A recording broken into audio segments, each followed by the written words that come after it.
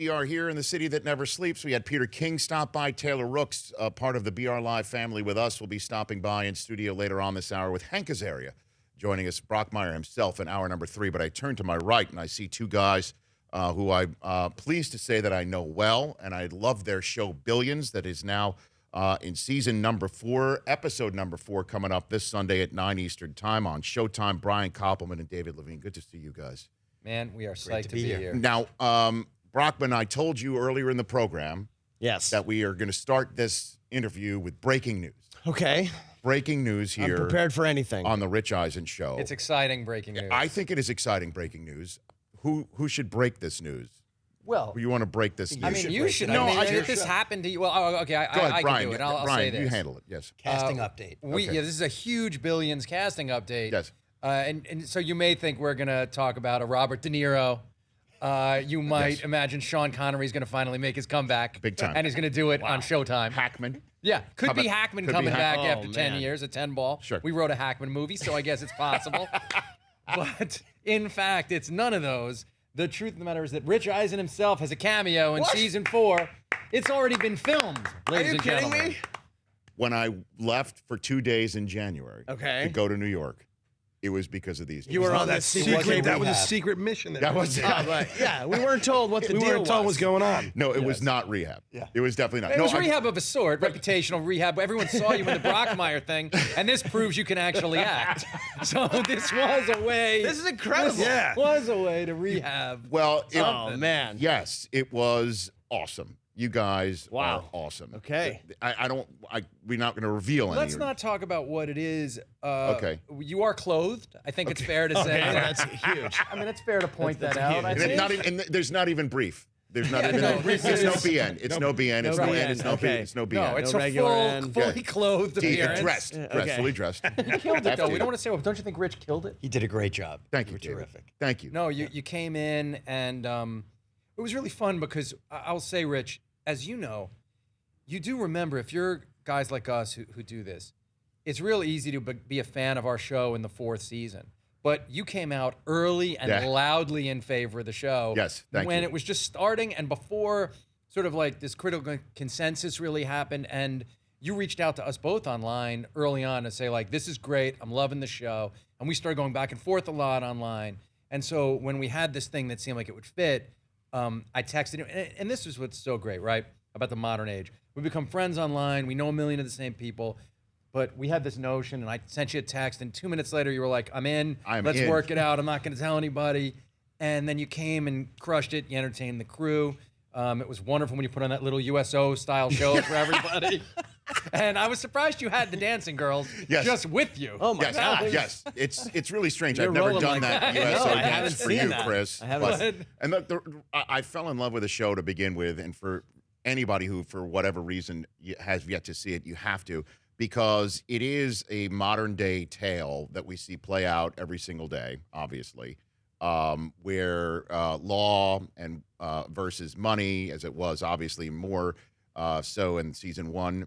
I don't want to get too deep into the weeds or into the woods here, but it is really an incredible show with a lot of brio, with a lot of energy that comes to it from the city and from the characters and the way they talk to one another and with one another and treat one another. It really is just a joy. Every word that comes out of your, I guess, hands or mouths and into the characters. I mean, who is David Bryan?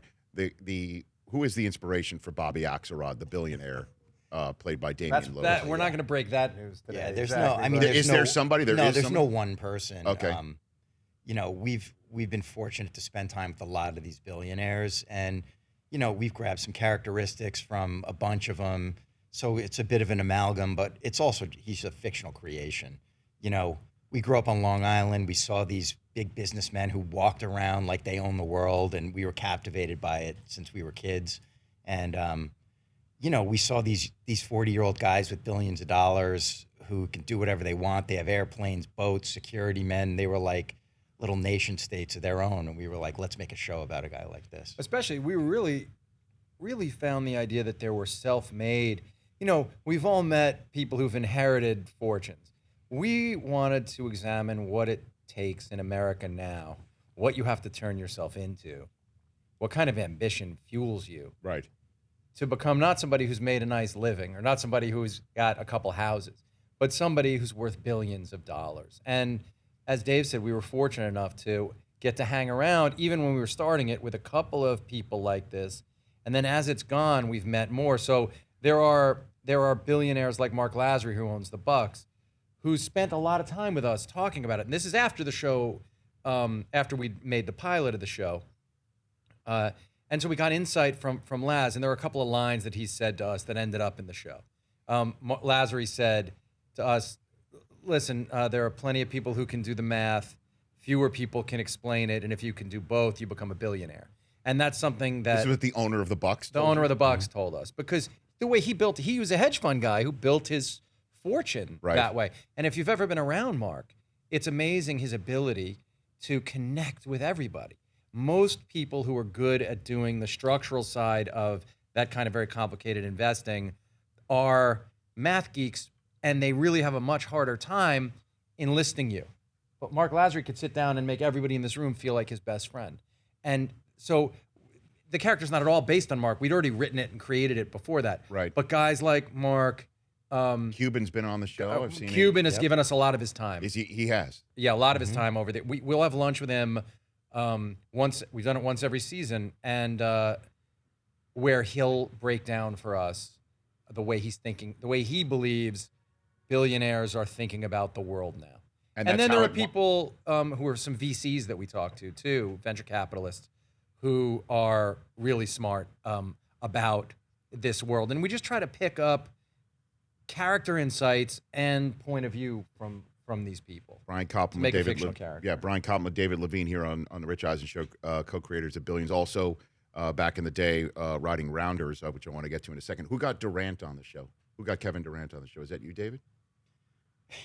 Yeah, because we hang out a lot. Yeah, I don't know. I was like, next time you swing by, can you drop in? Who got Durant? I actually don't remember how that came to be. Yeah, We we're got we reached word. out, yeah. We got word that he liked He the was a show. fan. Uh-huh. Oh yeah, he stopped by the season. He stopped by the writers' room the season before to hang out Durant? with his Yeah. manager. Yeah, Because he liked Rich Klyman reached out to me is what Yeah. happened, and That's his and agent? then Rich Klyman reached out to me, and we were done shooting that season. and so we said, come by. Sometimes we just got this the other day from a notable person who wanted to be on the show, and we said, and this is the way it happens. For something like that, a KD thing, we said we could write something, but it'd be better if we spent an hour with Kevin, actually got a little bit of his point of view. Oh, okay. No, it works because Okay. when you As a spend writer, not time just with as him a as a basketball writer, fan, right. as a not writer, just as a stocky fan. fan. Yeah, yeah. Exactly. It's like as a Yeah. writer, you then can figure out well, this is kind of how we could use the person. So then he was able to tell us stories about people asking a certain kind of favor, and then we were able to flow that in for when Yeah, he I guess came on the what show. was it where he gave away something for a bar mitzvah or something? He does like a bar mitzvah message for Krakow, the Secretary of the Treasury, In exchange for getting money for his charity. for a big charity thing. Yeah, Did he really do that for a secretary? He of said the bar Treasury? mitzvah thing happens all the time.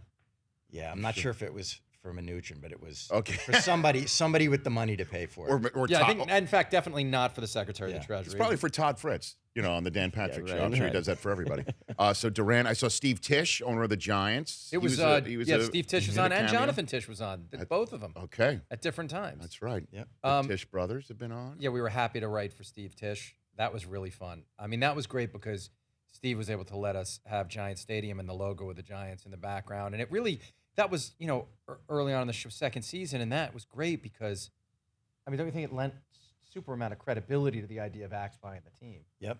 And, there was a great moment that really gives you the billionaire headspace where Axe says, which are the best seats in here? And he goes you can have anyone, but you're not getting mine. That's right. And, that was an ad lib. And that billionaire thing flared up in the moment. Steve Tisch? Yeah, he forgot for a Ad-lib. second that somebody wasn't really buying his team. And Owner of the Giants. Stay away from my team, even though you're a fictional character. That's fantastic. That's exactly right. Brian Koppelman with David Levien here on the Rich Eisen Show, and Paul Giamatti plays Chuck Rhodes, a brilliant legal mind from the Southern District of New York, or now formerly of it. I don't want to get too deep in the woods here. Does he talk about his dad at all? Have you ever asked him about his father, the late Bart Giamatti? he doesn't talk about him often. He loved him and revered him, but so it's not something that he gets into, and we don't drag it out of him. But we did have one moment where in the first season he's trying to get Axe to like take a big penalty, and they're going to have this settlement conference. And in the moment, he says, no, sitting on the sidelines isn't going to be enough. Lifetime ban. And we thought that there was like this amazing irony that he was making that statement on air. Did you much write, of the way? you wrote that, or did he ad lib that? No, or? we wrote that for him.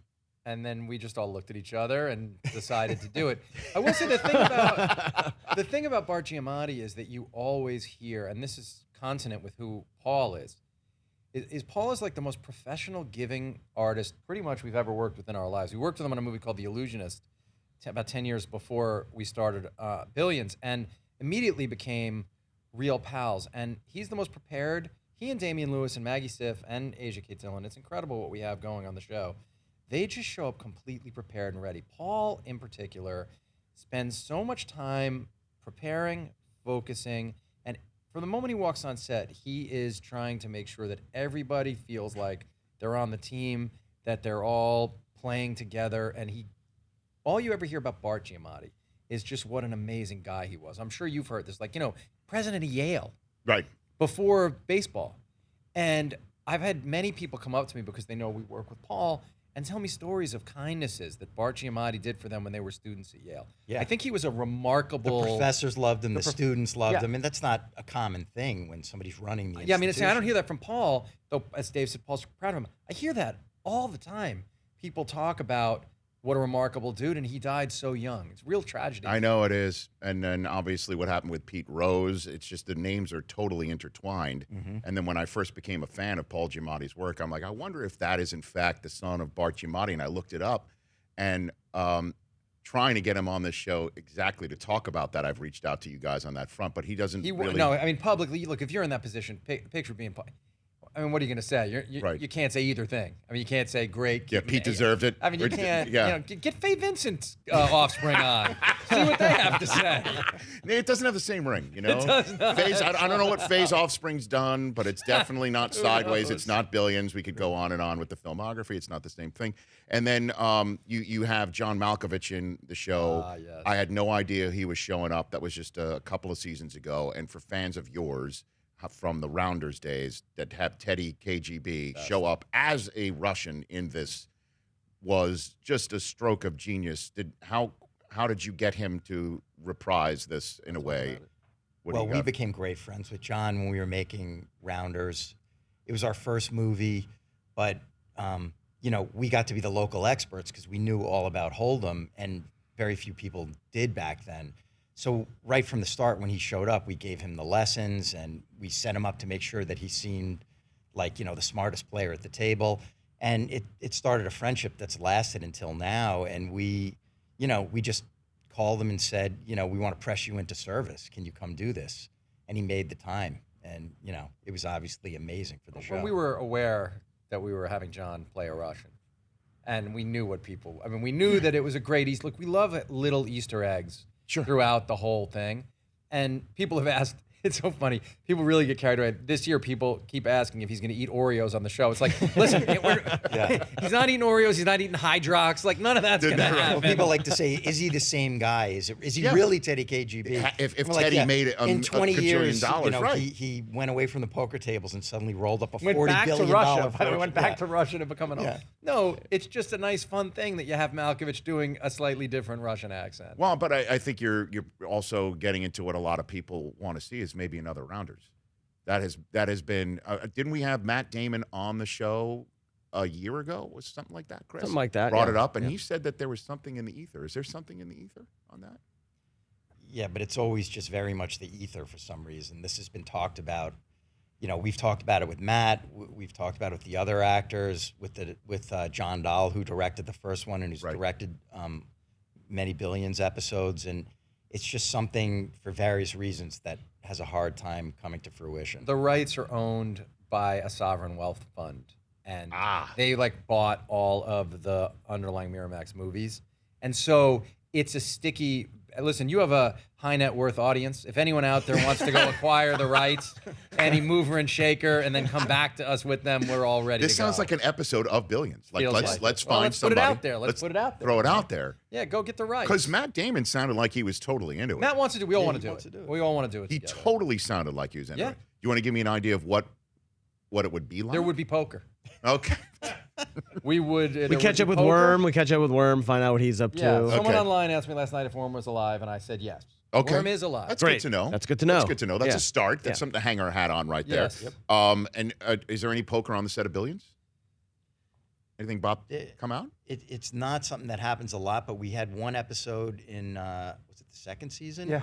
Where there was a Third Wall episode Street of the poker second season. tournament. No, I'm talking about off air. Well, Like that's the- when it happened because we had the whole place set up with these 20 tables for this Wall Street tournament. Right. And there were chips and there were dealers and like it was just in the air and people were going. I mean, after I'll each other. say, Rich, that when we made the job we have now as showrunners, it's really hard to justify. Also, a little dispiriting to the rest of the crew. If suddenly they saw the two of us, they're all working so hard, moving equipment, and suddenly we're just like, who playing wants to cards. play a little card? I put the eye shade on. Like, it just feels like the Sure. wrong sort of thing. When we made Ocean's 13, and we're living in a casino Yes. that was built for the thing for months. Yes. There was a running poker game. We played poker every day that we shot that movie. There was a poker game, and most nights afterwards, like that was a long-running poker game.